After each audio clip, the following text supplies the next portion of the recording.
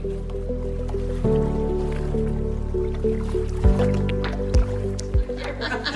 as the technology tech wizard. Okay. Hello, everybody, and welcome to this week's episode of the Ripple Effect podcast. We are so glad that you've joined us, whether you're listening to this on the go or watching this online. We are happy you are here. In the studio with me, I have Rachel Busen on my left, and I have Mary Green on my right, and I'm so glad to be joined by them both. As always, we have to start with the sponsor of the week, and the sponsor of the week, as you can see, are... our blankets.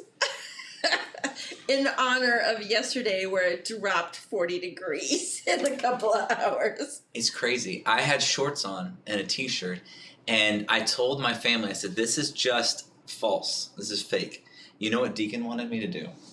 He said, Dad, can you get a pool out and fill it? Can we go swimming? I said, no, but it's not hot enough. He's like, Dad, it's hot enough. I said, no, it's going to be cold. He said, no, it's hot enough. Can you get the pool out? I said, no. Well, we don't have a pool. I've got a cattle trough thing that I fill with water and he plays in it. Yeah.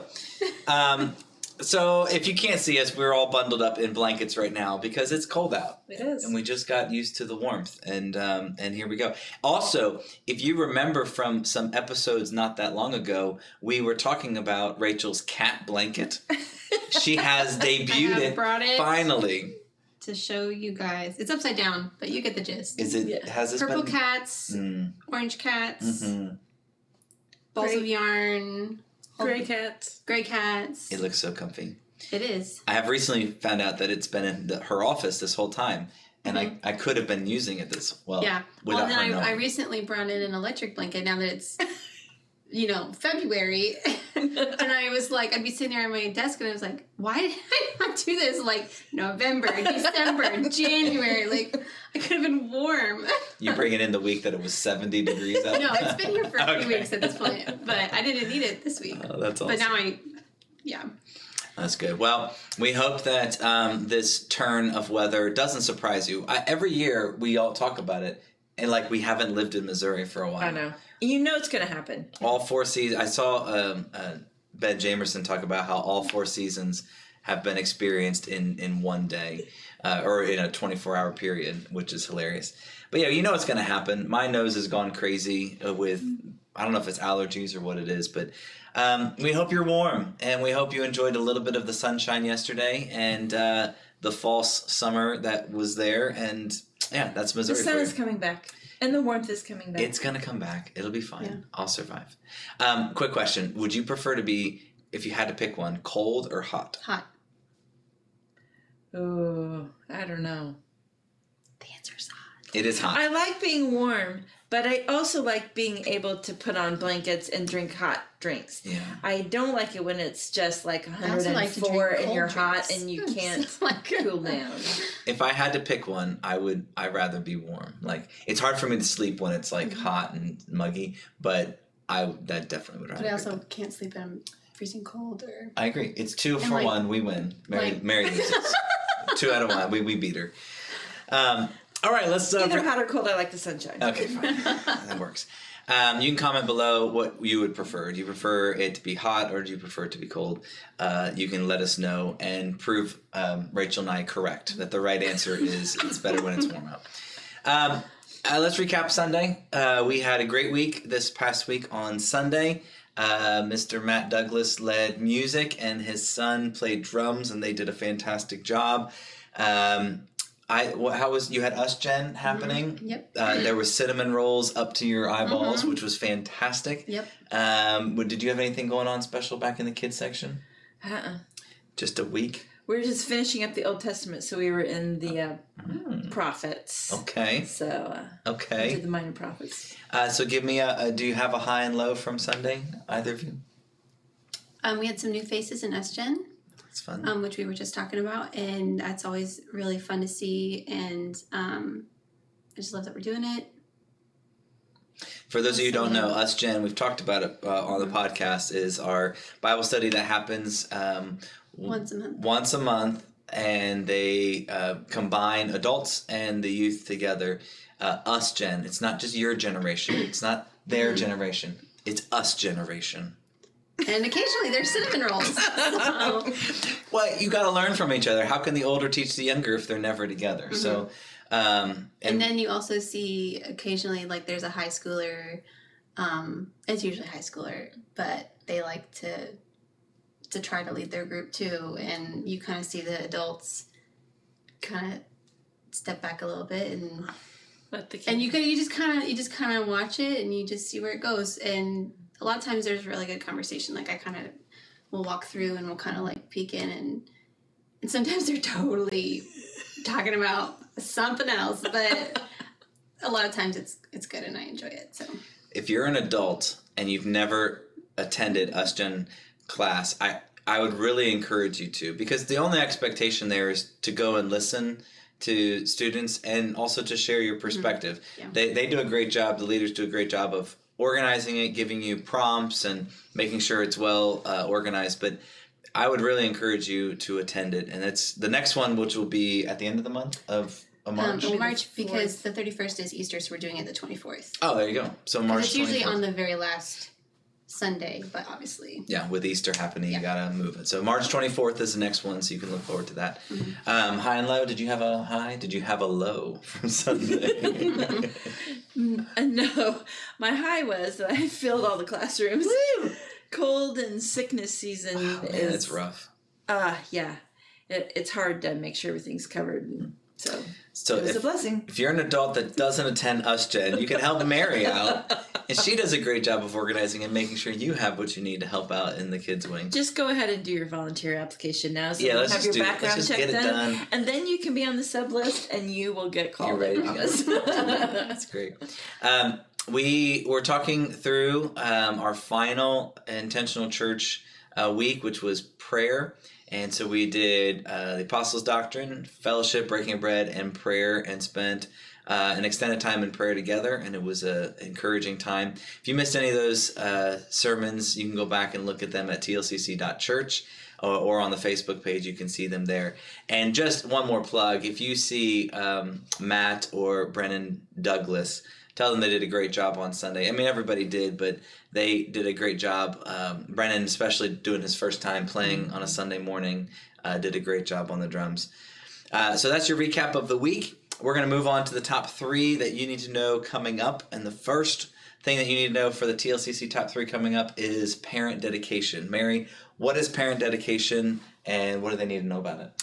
Parent dedication currently it happens every 6 months, and parents who have new babies or toddlers, that the parents want to commit themselves to teaching and training their children in the Lord and raising them to love and honor God, can do that in front of the church, and the church partners with them to say, hey, we'll walk with you, we'll pray for you, we will help to be a resource to you as you teach your child about God.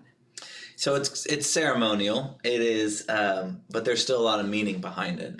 To say, I want to do this and I need help doing it as well. So that's happening this Sunday, and if you would like to participate in that, you would have to let us know as quickly as possible. Yeah. But if you don't have a kid that you want to participate in this with, just be ready for it on Sunday, because it's a time where you can encourage families that have had a new baby and pray for them and be excited for them. So that's happening this Sunday during second hour only, and that'll be a good thing. Next, we have the Missouri Christian Convention. This is kind of the last call for it, March 8th and 9th, and you can go to mcconvention.org and register there. I am super excited. There's a couple speakers that I'm really excited about. One of them is Caleb, I can never say his last name. Kaltenbach. Caleb Kaltenbach, who wrote Messy Grace, and he's written a couple other things. I'm really looking forward to his classes and his lessons that he's going to teach. So if you are interested in attending that, go to mcconvention.org. We are not going to be sending a church van. Hardly any of you signed up, and it's not enough to send a van. So if you're interested in going, it is on you. I will be there. I know a couple other people who will be there. And I think Salonique is going to be there. Yes. Salonique is going to be there. So if you want to see him and hang out with him a little bit. Make your way down to the Lake of the Ozarks, the Lodge of the Four Seasons, March 8th and 9th. Okay. The last thing that we have is Mr. Bill Wolf. Who is Mr. Bill Wolf? Who's Mr. Bill I've Wolf? never met Bill Wolf. I feel like every time I say his name. A program with some students called Stories and Songs of Easter.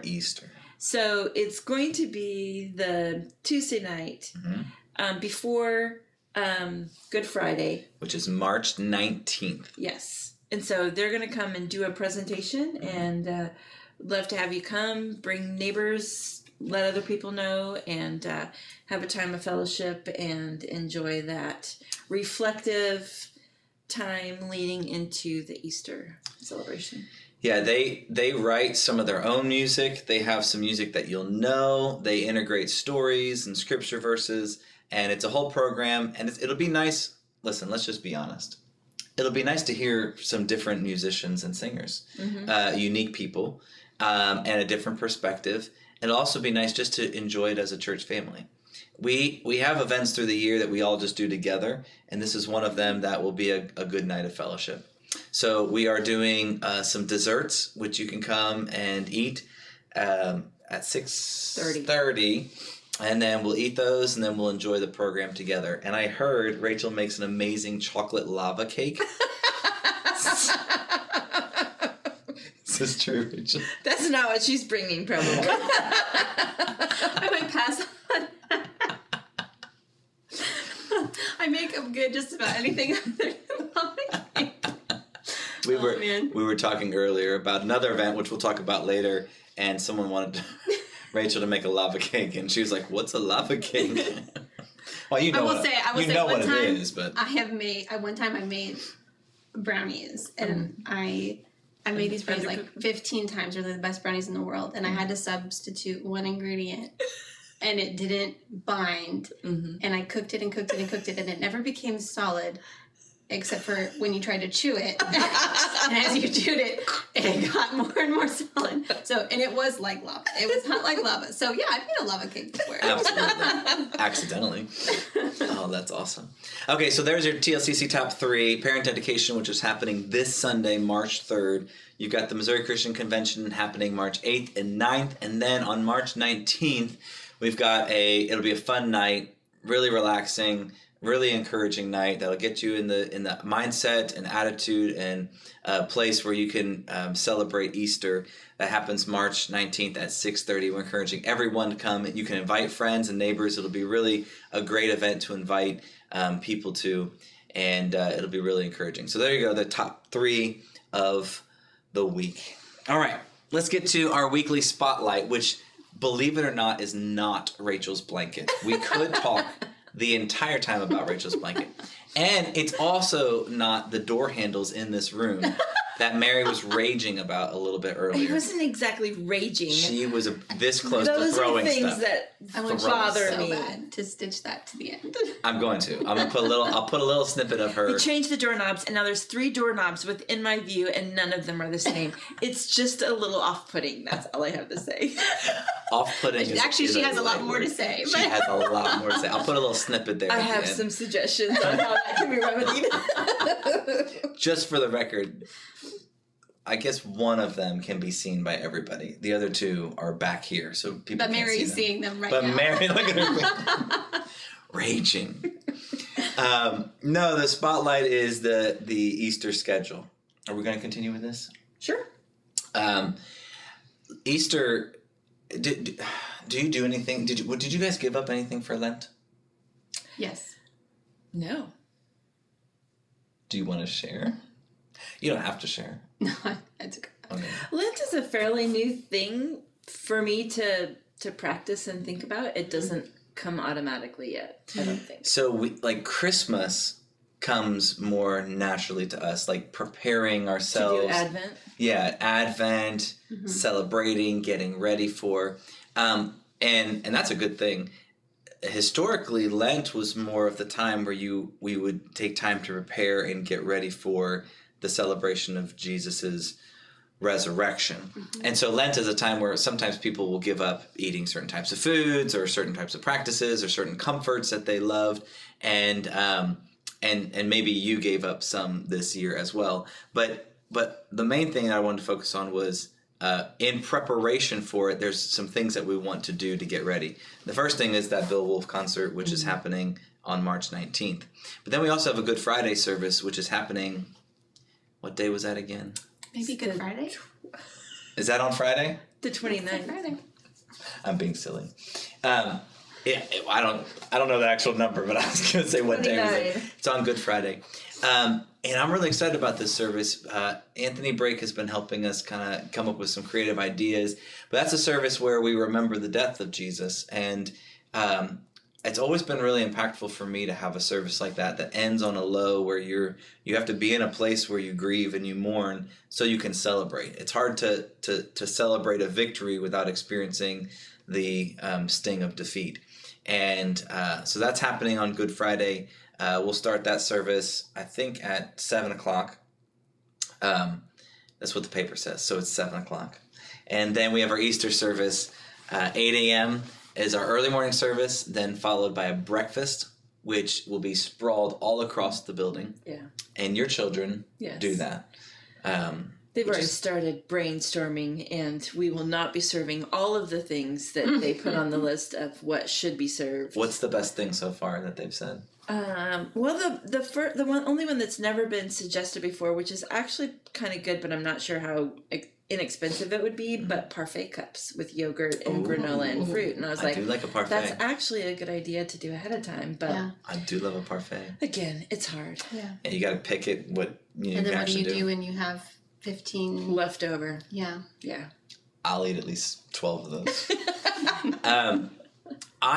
Brian said this, I think last week or the week before, like, you get the chance to sit with people that you usually maybe not have had a chance to sit with, because we go into different rooms and we spread all out the church building.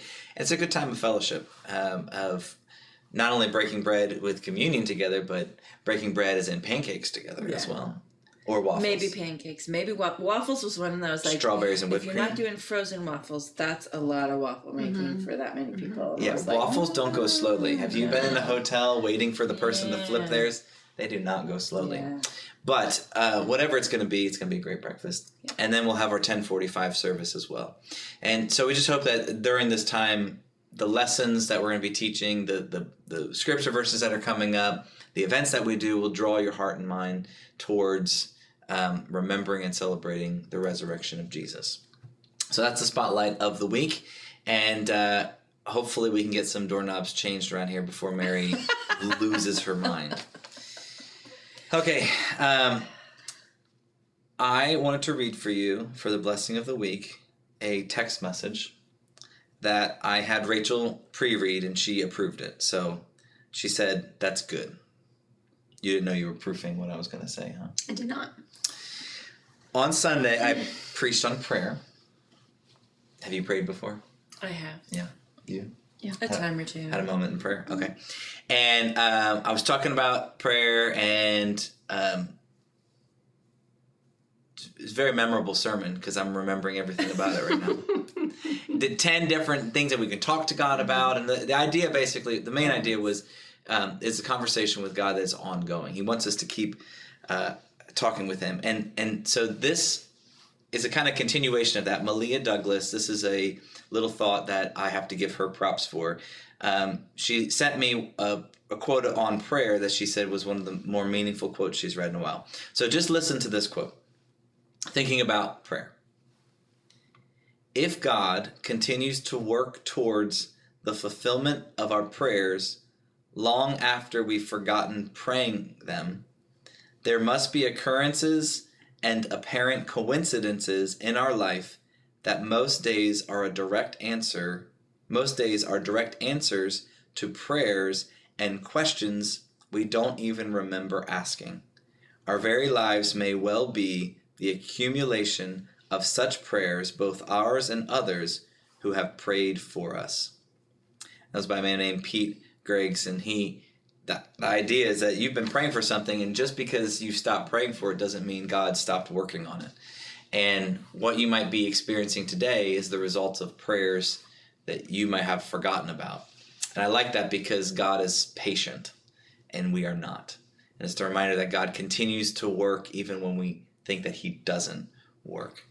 And I don't know, I've never thought about praying something, then letting it lie, and that God is still, like, he doesn't forget about that. Mm-hmm.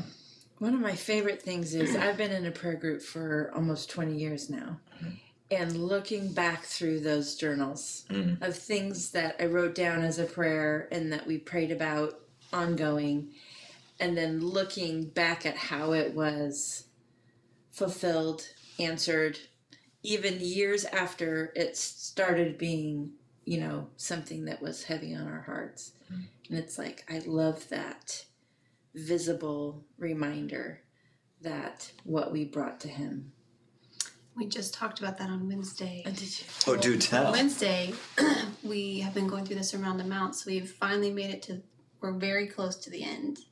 So we just finished up the Ask, Seek, Knock. So we talked about persistence in prayer, and like, what is the value of persistence in prayer? And that this is always happening, where like, we'll talk about something and then it'll come up or be referenced or whatever. And then like, because we've been hanging out in the Sermon on the Mount shows up everywhere. So we're just like, so I'll be sitting in service and I'll like and I'm like looking around at the kids, are like, are you seeing this? Are you seeing this? So it's just fun how that happens.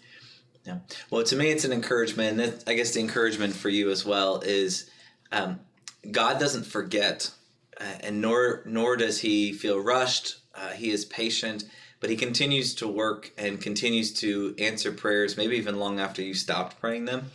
And to think about how today could be a day where you experience the fulfillment of prayers or the answer to prayers that you or other people have prayed for you. God is so faithful and so good to us, even when we don't deserve it. And so just remember that in your times of prayer where you feel like, oh man, stuff isn't moving like I want it to, God hasn't given up, and neither should you. So there you go, the blessing of the week, and we hope it's been an encouraging time together. We're glad that you're here with us. Rachel, Mary, final thoughts?